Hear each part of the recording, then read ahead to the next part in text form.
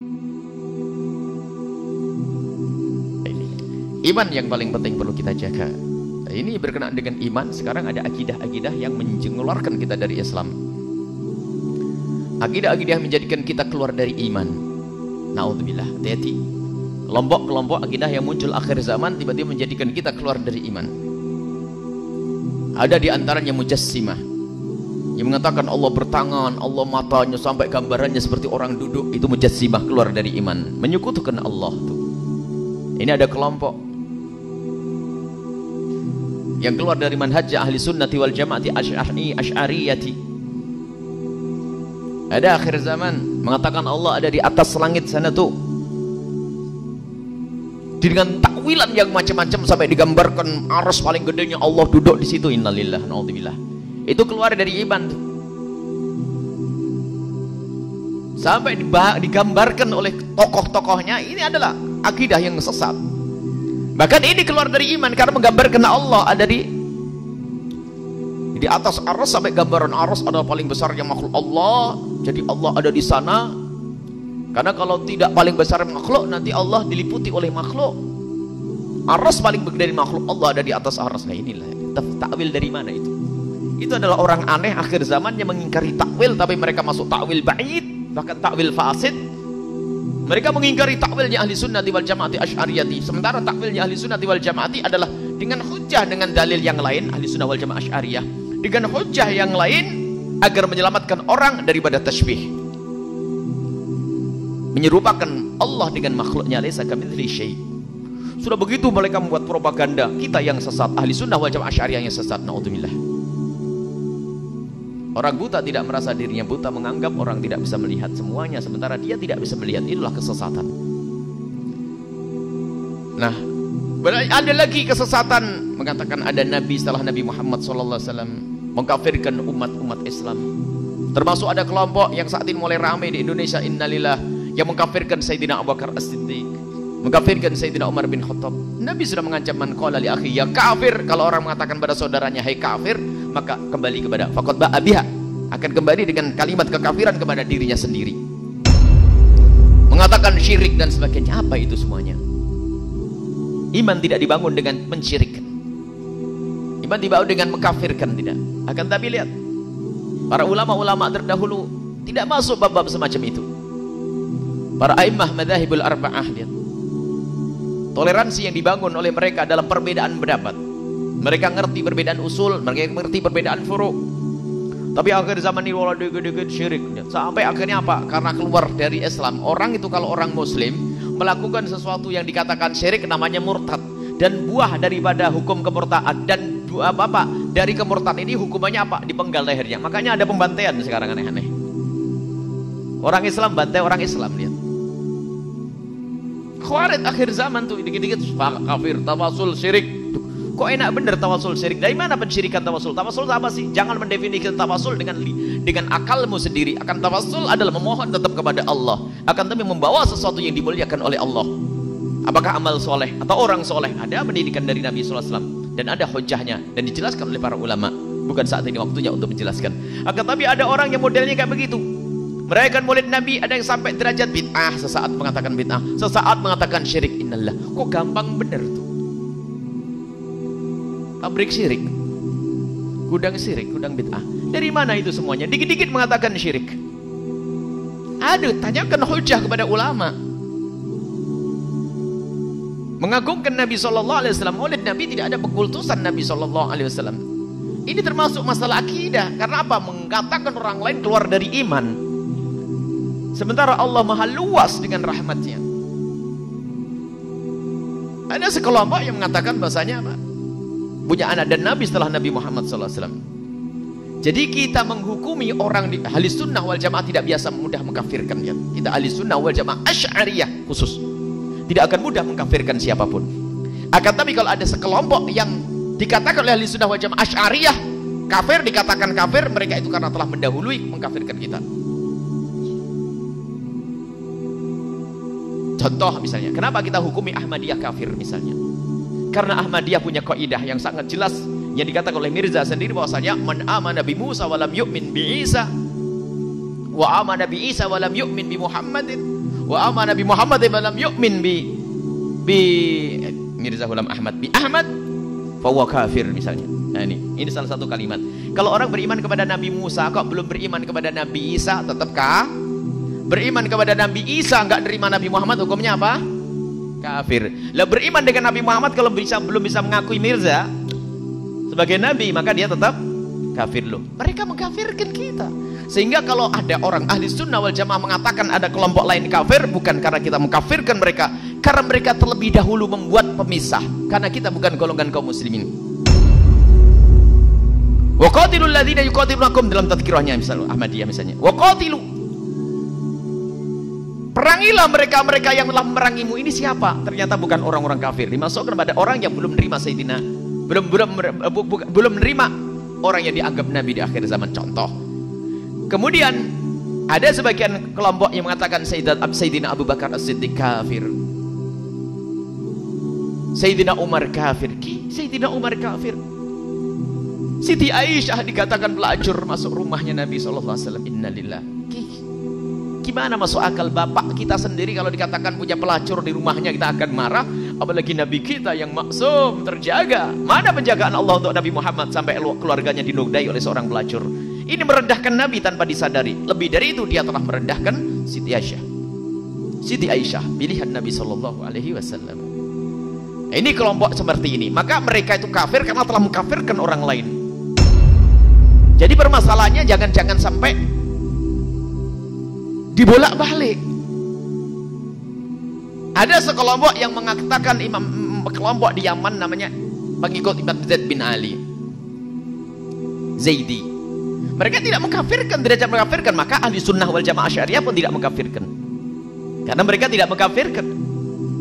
Akan tapi ini ada orang mengkafirkan Sayyidina Abu Bakar As-Siddiq, Sayyidina Umar bin Khattab, mengkafirkan Sayyidah Hafsah, mengkafirkan Siti Aisyah. Bahkan lihat di buku-buku besar mereka, buku pedoman mereka, buku panduan mereka seperti itu. Dan saat ini ada, hati-hati.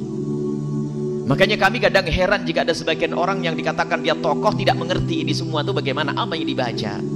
Jadi di saat ada keputusan kafir itu adalah ditujukan kepada kelompok itulah yang telah mengkafirkan Sayyidina Abu Bakar As-Siddiq radhiyallahu anhu, yang telah mengkafirkan Sayyidina Umar bin Khattab. Makanya mereka mengkafirkan orang-orang yang dekat dengan Nabi SAW. Jadi ada dua kelompok yang aneh, dikit-dikit mengkafirkan. Sebagian mengkafirkan ulama-ulama kita, masalah tawasul, maulid Nabi dan seterusnya. Sebagian lagi mengkafirkan sahabat Nabi. Mereka bukan golongan kita, sudah bukan golongan ahli sunnah wal jamaah. Ini adalah golongan-golongan ekstrim yang akan buah dari itu semua ada pembantian. Karena apa? Hukum orang keluar dari iman adalah dibantai. Nah, makanya begitu mudah mereka mengatakan kafir. Hati-hati kalau nyekolahkan anak-anak kita di mana. Kalau sudah di situ ada bibit takfiri, mengkafirkan, mensyirikkan, cabut saja. Baik, ini berbahaya sekali. Kemudian di situ ada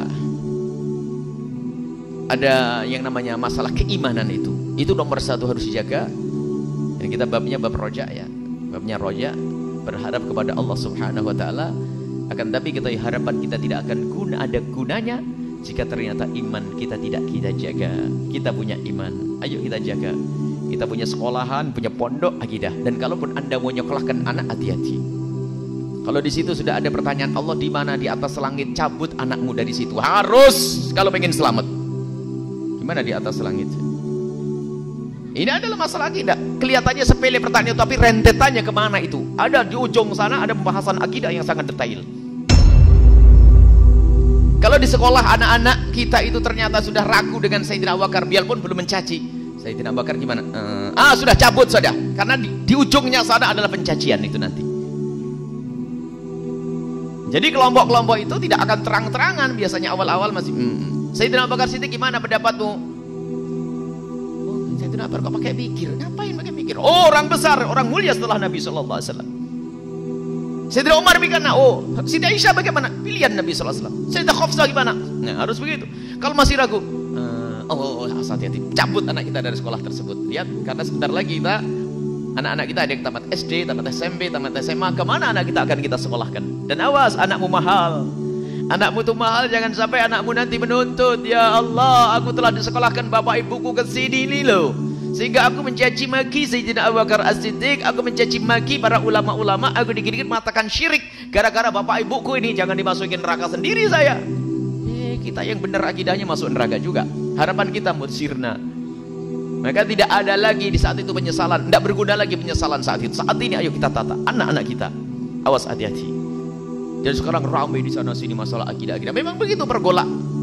Namanya dalam hidup di dunia seperti itu, ada tantangan. Pada zaman-zaman terdahulu selalu ada akidah sesat menyesatkan. Zaman Sayyidina Imam Ali ada Khawarij. Lah Khawarij itu berkembang sampai hari ini. Punya kaidah mudah mengkafirkan orang lain. Siap membaca Al-Quran menangis derai air mata. Dan mereka sedang membantai umat Islam. Hadis Muslim. Akan tapi kalau ada orang kafir, dia mintanya kepada Allah saja. Tidak berani bantai sendiri. Ini cirinya Khawarij, paling senang dengan orang Islam. Khawarij orang ngaku Islam tapi sedang bantai orang Islam. Termasuk yang membunuh Imam Ali, ahli surga Imam Ali. Yang membunuh Imam Ali yang dikatakan sebagai minal asyra al-mubasysyirina bil jannati, orang yang diberi kabar gembira masuk surga. Yang membunuh Imam Ali adalah orang yang membaca Al-Qur'annya bagus, bahkan sebagian mengatakan dalam riwayat orang yang membunuh Imam Ali sholat di belakangnya Imam Ali dengan derai air mata setelah membaca Al-Qur'an. Jenggotnya masih basah, ternyata di sampingnya tombak, Imam Ali keluar di tombak. Ayo. Pakai Al-Quran membunuh Imam Ali. Karena apa? Salah aliran itu, salah ini. Nah, ini muncul sekarang ini, wow, kalkunya negara Islam tapi main bantai itu. Apa itu semuanya? Dan itu ada silsilahnya, sambungnya, buku pedomannya siapa?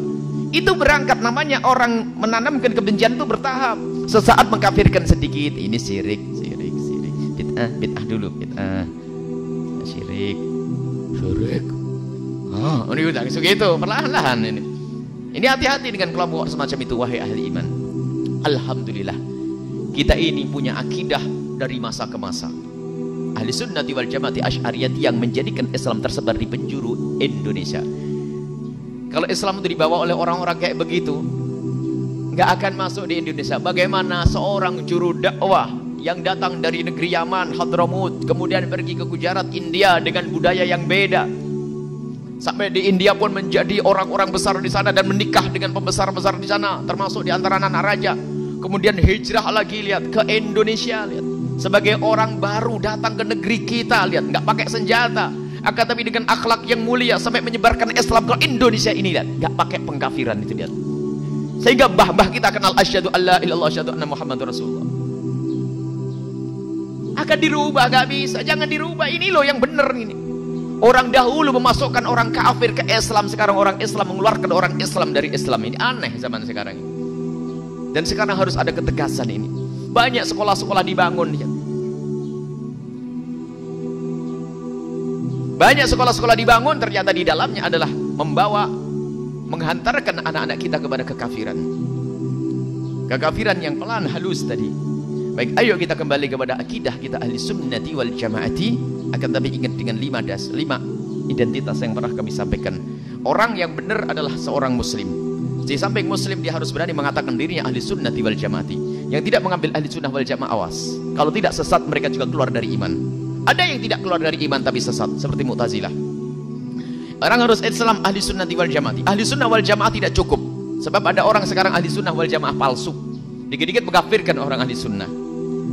Seolah-olah dia mau manhaj siapa dia? Ada manhaj salafi, manhaj ahli sunnah, manhaj ini. Ini adalah bohong. Manhaj siapa yang kau ambil? Manhajnya ulama-ulama ahli sunnati wal jamaati asy'ariyati. Ulama-ulama kita yang punya manhaj. Imam Syafi'i punya manhajnya. Memang Imam Syafi'i datang sebelum Abdul Hasan Asy'ari, tapi manhajnya Imam Syafi'i tidak beda dengan Abdul Hasan Al-Asy'ari.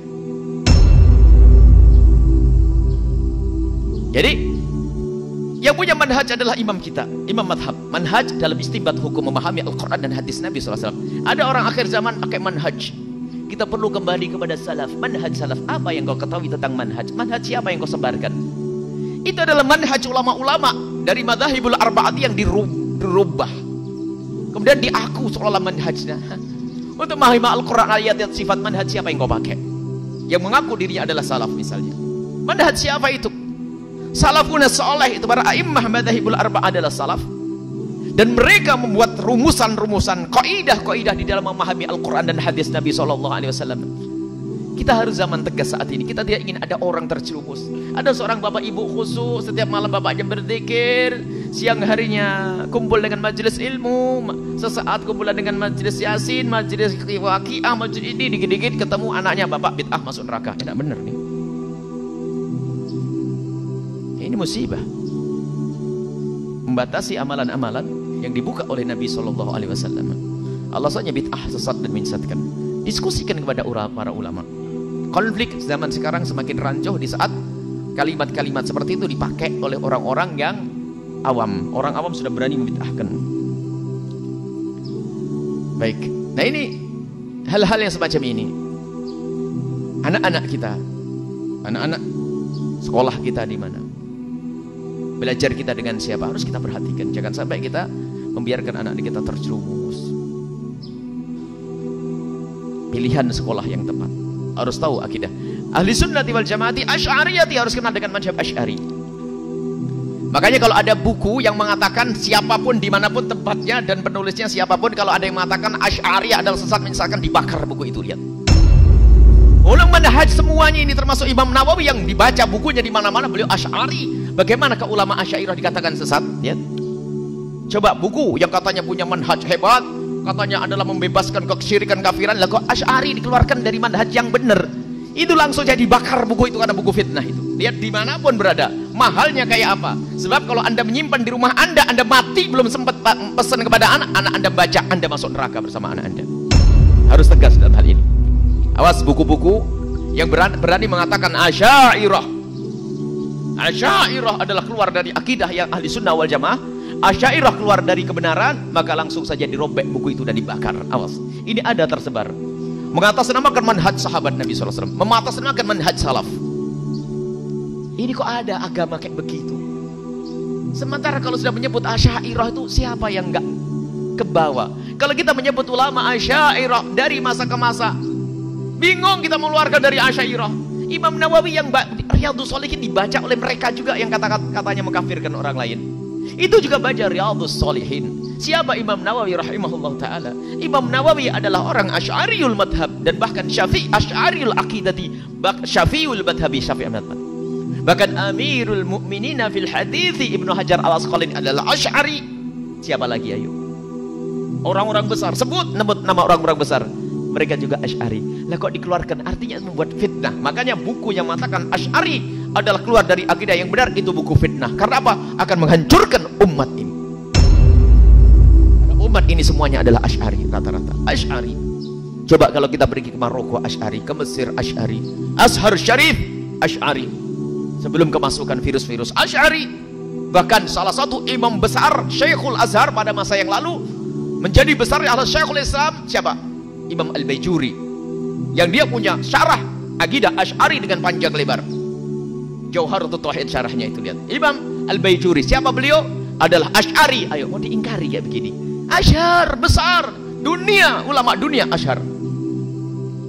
Keluar ulama-ulama besar dunia dari Asy'arus Syarif, dari Al-Azhar. Syekhul Islamnya adalah Asy'ari. Lah kok mau ditolak? Aneh ini, muncul universitas baru di luar Mesir. Dikit-dikit mengatakan kafir, itu akan mengatakan lebih hebat. Enggak ada itu. Hati-hati. Jadi Asy'ariyul madhabi itu dari mana? Asy'ariyul aqidati. Ini ada, kalau ada buku yang mengatakan Asy'ariyah itu adalah keluar dari kebenaran, langsung buku itu dibakar karena tidak akan berguna. Kita tinggal di perpustakaan, kita pun takut dibaca cucu kita. Dipikir cucu kita ini bacaan mbahku. Sementara cucu Anda sangat fanatik dengan Anda. Oh, bacaan mbahku dibaca. Akhirnya cucu Anda sesat. Bakar buku itu sudah. Hati-hati. Semoga semuanya bisa umroh. Amin. Tapi kalau dikasih buku-buku yang aneh-aneh, tidak usah dibawa, berat-berati saja. Bawa Qur'annya saja, lihat. Karena ada buku tiba-tiba dibaca, loh ini kok salah akidah saya, kafir, ini nggak bener lah, ini rugi. Kalau bawa Qur'annya saja, dikasih hadiah Qur'an. Dan ini kalimat kebenarannya harus kami sampaikan. Karena insya Allah ini ahli umroh semua dan ahli haji. Bawa kurma saja sudah, tidak usah bawa buku yang aneh-aneh. Lihat. Kalau tidak disampaikan begini, sebab kadang-kadang orang awam itu sangat Masya Allah fanatik dengan Mekah. Memang harus fanatik dengan Mekah, tempat dipikir buku barokah dari Mekah, disimpan, dibaca. Nggak pernah baca buku kecuali setelah umroh. Bukunya ngaco, ayo.